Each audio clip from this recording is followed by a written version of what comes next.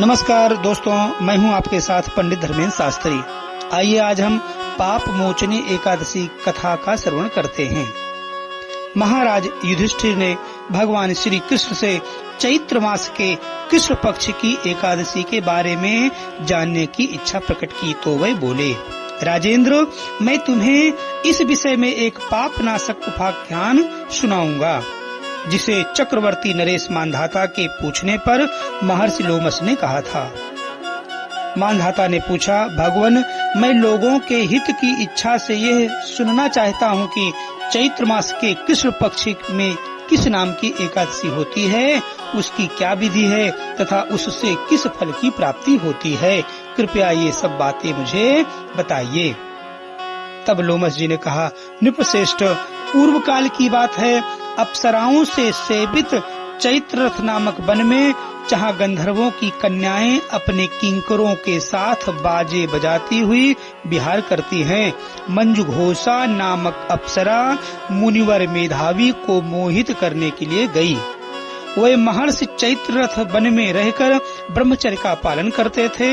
मंजू घोषा मुनि के भय से आश्रम से 1 कोस दूर ही ठहर गई और सुंदर ढंग से वीणा बजाती हुई मधुर गीत गाने लगी। मुनि श्रेष्ठ मेधावी घूमते हुए उधर जा निकले और उस सुंदर अप्सरा को इस प्रकार गान करते देख बरबस हो मोह के वशीभूत हो गए।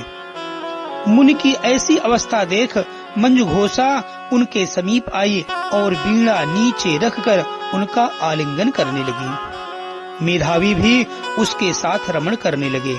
रात और दिन का भी उन्हें भान न रहा। इस प्रकार उन्हें बहुत दिन व्यतीत हो गए। मंजू घोषा देवलोक में जाने को तैयार हुई। जाते समय उसने मुनि श्रेष्ठ मेधावी से कहा, ब्राह्मण, अब मुझे अपने देश जाने की आज्ञा दीजिए।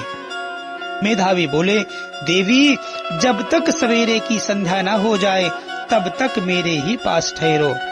अप्सरा ने कहा, विप्रवर, अब तक न जाने कितने ही संध्याएं चली गई, मुझ पर कृपा करके बीते हुए समय का विचार तो कीजिए।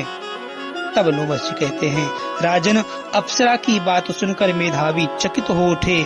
उस समय उन्होंने बीते हुए समय का हिसाब लगाया तो मालूम हुआ कि उसके साथ रहते हुए उन्हें 57 वर्ष हो गए।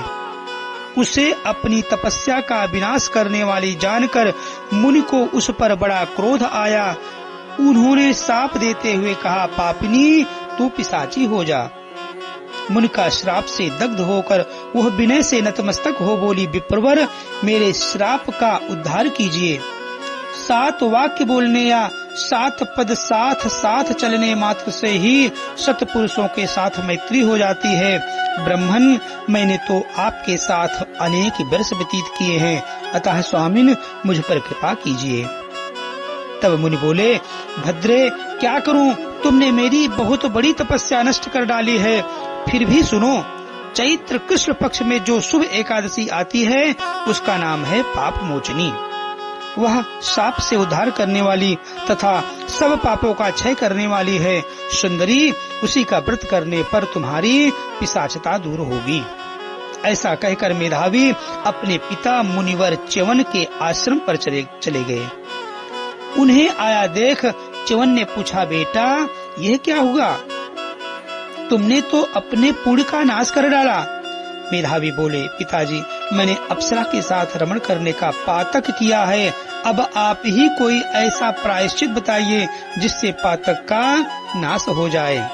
च्यवन ने कहा, बेटा, चैत्र कृष्ण पक्ष में जो पाप मोचनी एकादशी आती है उसका व्रत करने पर पाप राशि का विनाश हो जाएगा। पिता का यह कथन सुनकर मेधावी ने उस व्रत का अनुष्ठान किया। इससे उनका पाप नष्ट हो गया और वे पुनः तपस्या से परिपूर्ण हो गए। इसी प्रकार मंजू घोषा ने भी इस उत्तम व्रत का पालन किया। पाप मोचनी का व्रत करने के कारण वह पिशाच योनि से मुक्त हुई और दिव्य रूप धारिणी श्रेष्ठ अप्सरा होकर स्वर्गलोक में चली गई।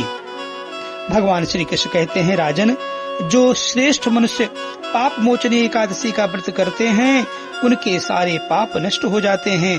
इसको पढ़ने और सुनने से सहस्त्र गौदान का फल मिलता है। ब्रह्महत्या, स्वर्ण की चोरी, सुरापान और गुरु पत्नी गमन करने वाले महापातक की भी इस व्रत को करने से पाप मुक्त हो जाते हैं। यह व्रत बहुत पुण्यमय है।